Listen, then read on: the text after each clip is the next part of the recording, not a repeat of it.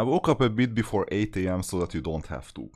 And what's happening right now is that Dragon City Supremacy is about to start. Now, it's kind of important to be there during the start. So this week I'm gonna simulate as if I was playing this game mode competitively. And then we will see what conclusions we can draw from today's event. Now, there is this map, as you can see. This map is from the Easter event where you had to defeat Easter bunnies. This game mode has nothing to do with it, it's just asset reuse. And if I had to think about what this game mode actually is, I would say that it is a high pressure cooker for players who don't have the strongest account. Because if you don't have the strongest account out of all these servers here, and some of you may have been lagging behind because you started the game, let's say 10-15 weeks later, and you chose not to purchase enough goods so that you're the strongest, then you're in danger for the duration of 14 hours approximately. You will understand this more deeply as the game gets started. So we're getting started in about 25 seconds, so I'm looking forward to it very much. 16 battles approximately against bots, and then there are gonna be 5 positions at the top where you'll be able to hold onto those positions. Now, before the game mode gets started, there is a formation set up for 3 teams, and we're getting started, by the way, right now. We're in the safe zone right now, and we're entering level 1, and let's battle anyone. For example, there's this Baron. Here is the 3-team setup, and your task to do the 3-team setup. Come on, why didn't I battle? There you go, battle, do it. Your task is to beat the opponent 3-0, which means that sometimes you need to move your team around. Now, after you finish the first floor, you go to the next floor and lose 5 morale each time you attack. And win as well. Morale is replenished in the safe zone, but you're not earning anything in the safe zone. So that's also a kind of an issue. By the way, you can click here to skip the animation. Then next floor, this is the 3rd floor already. You have 30 attempts in total for the whole day, but you can purchase more attempts in exchange for diamonds, and you can also purchase more morale in exchange for diamonds.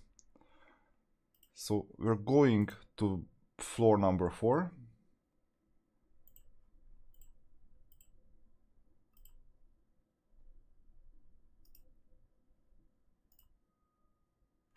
There you go. And then floor number 5.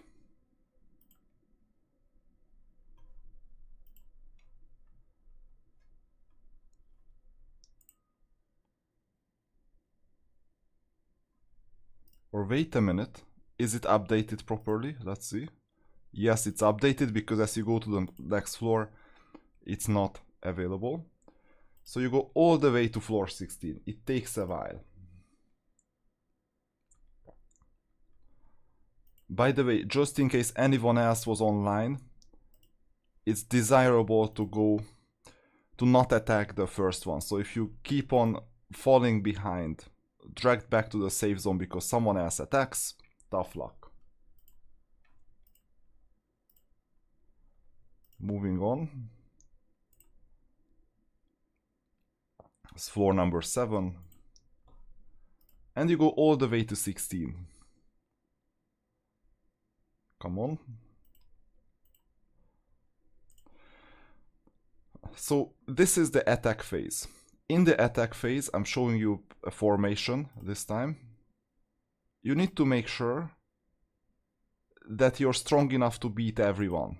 This is not an optimal formation because I'm already in a defense phase, by the way, with this specific account, because I inherited this from last week.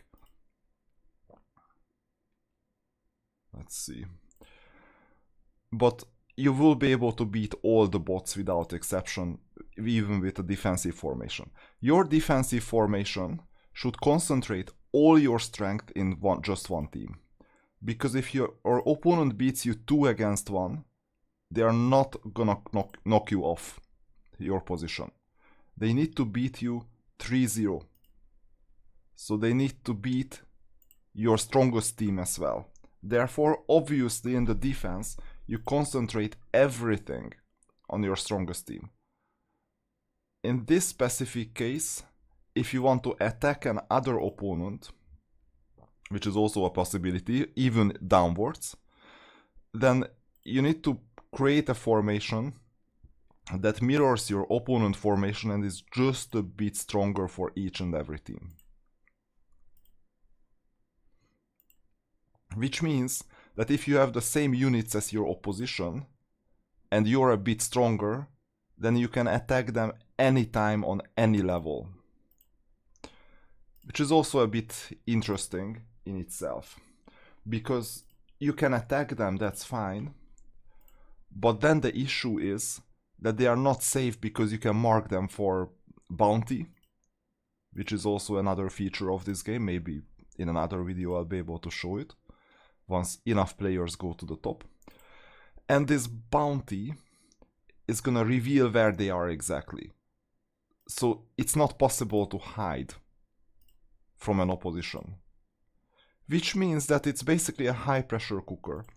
If you want to make sure that your opponent doesn't earn a single, well actually a single point they can earn but doesn't earn much, you can do it without a problem.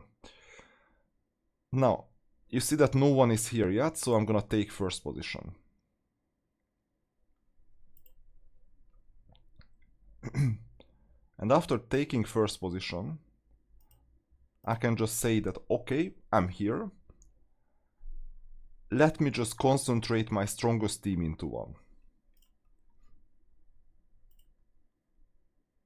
Because you earn rewards every single minute. So first you claim these rewards, because there are, so that it's not easy, you know, there are 4 types of rewards. Individual rankings, that's at the end. Guild rankings, that's at the end.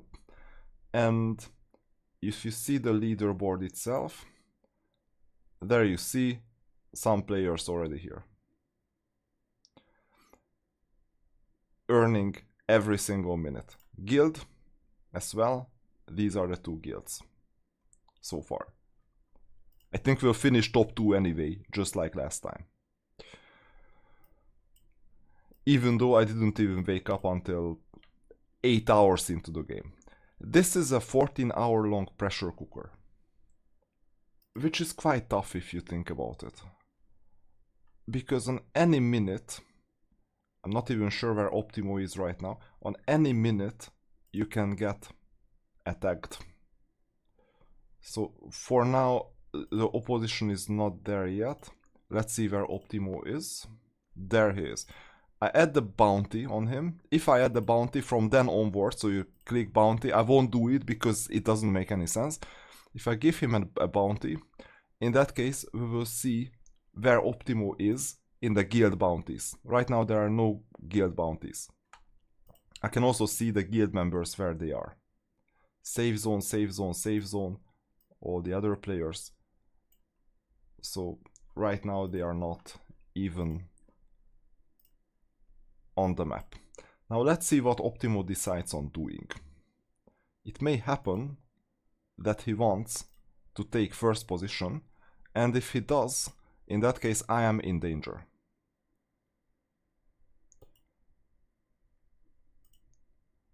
It's always interesting, so far he's there, and we'll figure it out real time if he wants to take first position or not.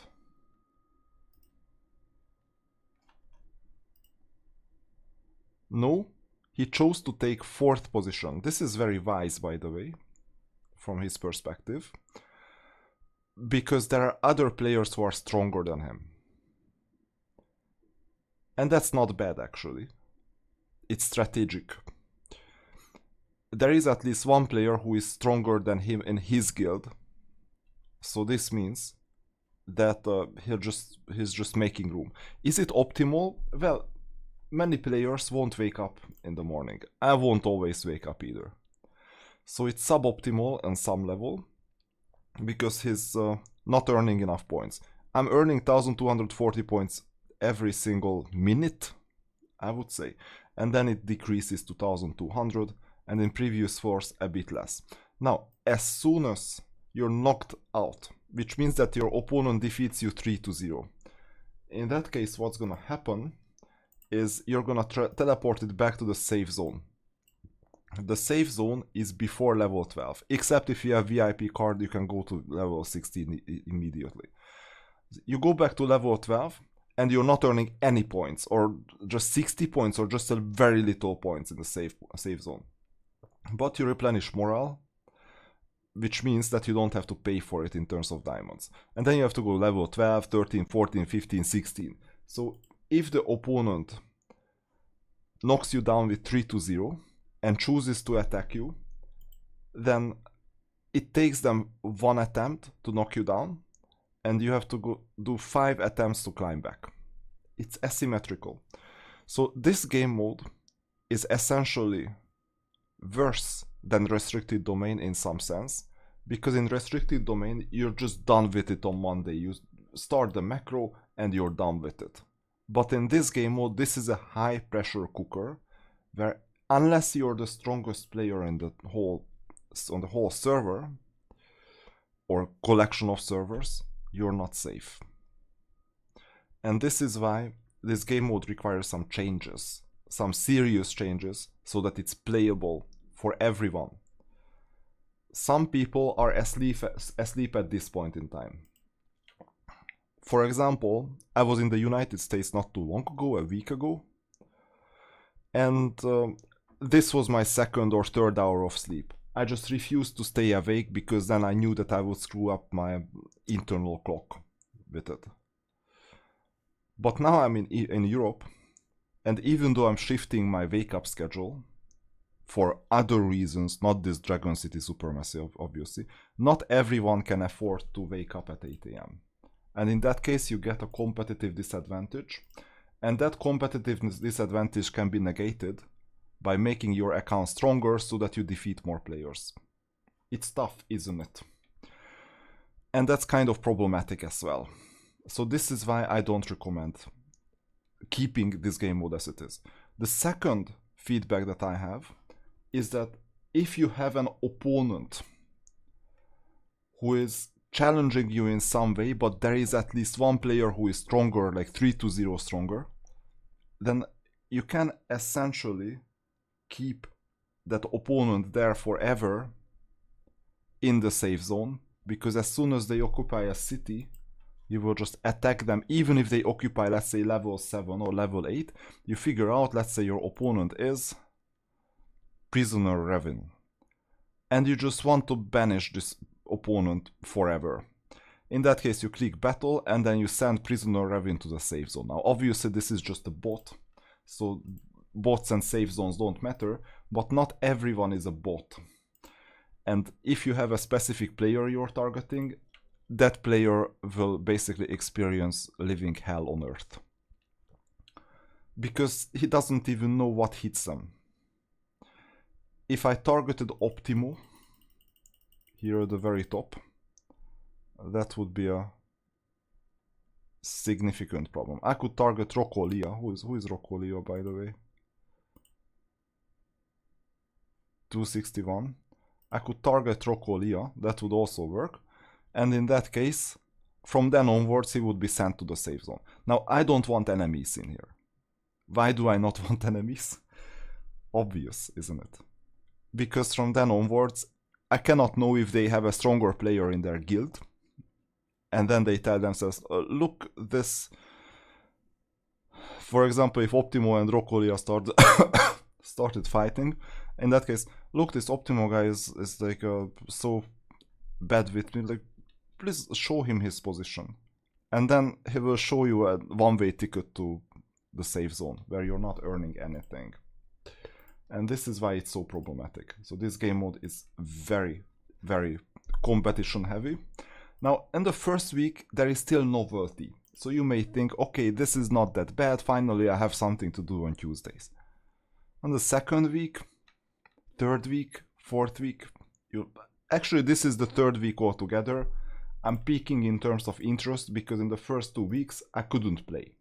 Why couldn't I play? Because on the first day I was traveling to the United States. On the second day I was already there, but I was asleep for 7 hours approximately. And this is a lifestyle choice. As soon as the game occupies 14 hours of your life, up to 14 hours of your attention, divided attention but still attention, there is something really wrong with that game mode. And obviously, there is no better way to incentivize players to spend real money to make their account stronger than a game mode like this one, where you can simply just trigger players by them getting defeated. But this is a double-edged sword because it's very easy to make players quit as well altogether, because if you see that there is, let's say, a VIP-18 Kraken who keeps on attacking you, in that case, you will have no future in this game mode. And that's a problem, isn't it? So think about it. I posted some changes already in the Ask Me Anything channel. We'll see the answer. I'll also do a shadow audit most likely. And this is the main reason why this game mode is not desirable in the way how it is right now.